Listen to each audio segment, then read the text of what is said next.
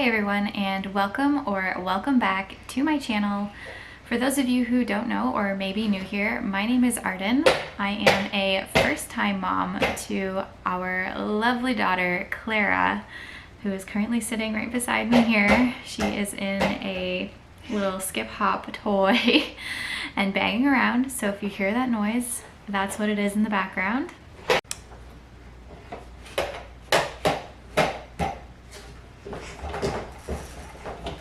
Clara is 5 months old.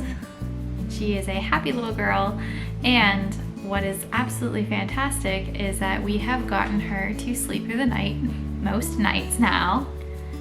And part of the reason why I think she has been such a good sleeper is since she has been about 2 months old, we have done a consistent bedtime routine with her. So it is really important to have a consistent bedtime routine because it lets your baby know that it is time for sleep. This is their longest stretch of sleep for the night. And like I said, sometimes she sleeps right through the night. Sometimes she only wakes up once, which is really nice. And when she does wake up during the night, it is super easy to get her back down. She usually feeds and then just falls right back to sleep.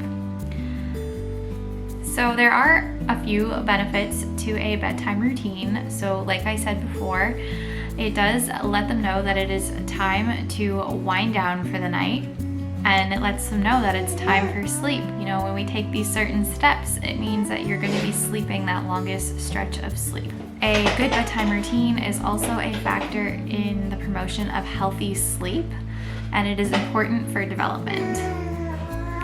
So a lot of growing and developing happens while your baby is asleep. They need to get good sleep in order to make those important connections. So for us, we have found that Clara's ideal bedtime is around 7 to 7:30. Sometimes it is a little bit earlier or a little bit later. It's typically only later when we are It's typically only later when we've been out. Say we're at my in-laws for dinner, or we just had things to do later at night. But for the most part, we are very consistent with getting her to bed around 7. Now, the rule of thumb is that you should put your baby to sleep about 2 hours after their last nap. So if she does take a nap in the afternoon, which she doesn't always, we make sure that it doesn't go any later than 5 o'clock. And sometimes you just have to put them to bed a little bit earlier, especially if they don't take that last nap, because they will be cranky and they will let you know that it's time for them to get to sleep. So since we want her to be in bed by 7, we typically give ourselves 45 minutes to do our nighttime routine, and we start that at around 6:15. Nighttime routine doesn't always have to be 45 minutes long. It can be 10 minutes long. It can be 20 minutes long, just as long as you're consistent with what you do and the steps you take. Like I said, on the nights that we're out late, we're not going to do a 45-minute bedtime routine. We're going to shorten it. So that way we can get her to bed faster and she can get that sleep. So the first thing that we do as part of our bedtime routine is give Clara a bath. We do bathe her every day, but we don't use soap every time we bathe her. Sometimes it's just water so that she can splash around and have a little bit of fun before bed. We typically use soap every third bath, or if she's had a big blowout or eaten a particularly messy food. This morning she got blueberries in her hair, so might have to use a little bit of soap to get those out. But most of the time, just some water will do. She likes to splash around in the warm water.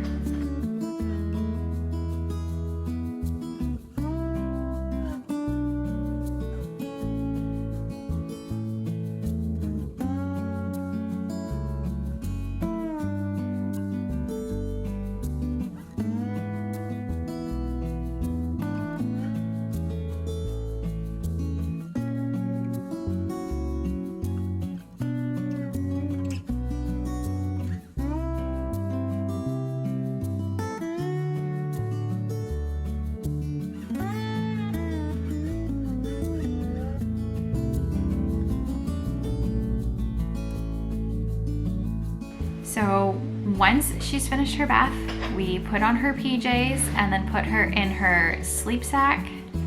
Currently, we are using this nested bean sleep sack. It is weighted in the front here, but what I like about the nested bean sleep sacks versus the pajamas, we do have a set of pajamas. The sleep sack can actually be put on backwards for those babies who like to sleep on their stomach, which Clara likes to sleep on her stomach. So the weight actually goes on her back, so it is actually having that weighted blanket effect. But this is the one that we use almost every night. It's nice because it has a zipper along the side and it just buttons up the back. And for instances like last night when she needs a diaper change during the night, the zipper is done both ways, so you can just undo the feet without having to take off the whole sleep sack. So this is our current favorite. This is the one that we use nearly every night unless it's dirty.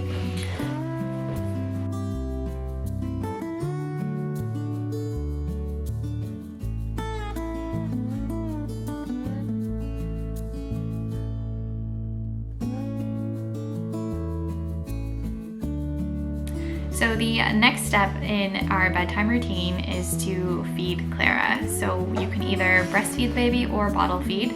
Clara is pretty much exclusively breastfed. Lately we've been going through a no bottle ordeal trying to solve that, but at night we've been pretty much exclusively breastfeeding.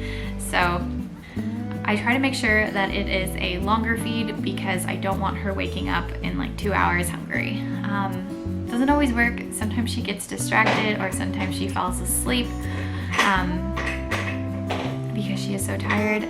But when she falls asleep, I do try to wake her up because I don't want her to be asleep when I put her in her crib.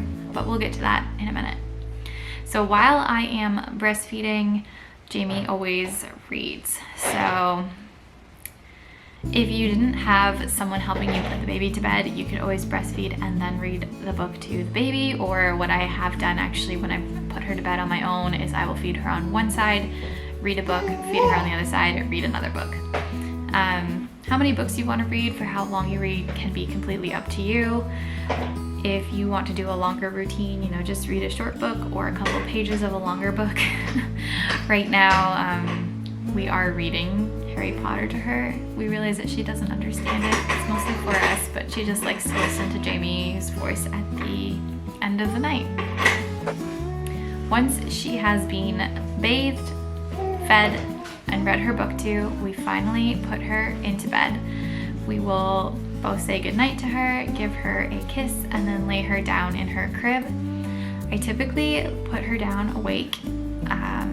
We don't rock her or anything. She's never really been one for being rocked to sleep. She actually used to scream at us when we would try to do this. So we will just put her down in her bed awake, say goodnight, give her her soother, and typically, especially lately, she has just been rolling around in there until she falls asleep eventually.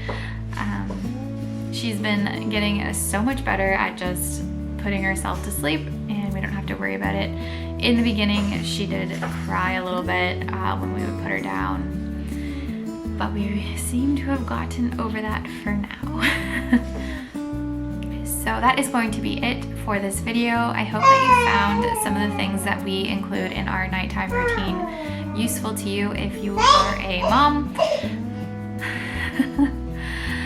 And if not, maybe this is just some information that you'll save for the future. So if you liked this video, please give it a thumbs up and subscribe to my channel if you haven't already, and I will see you in the next video.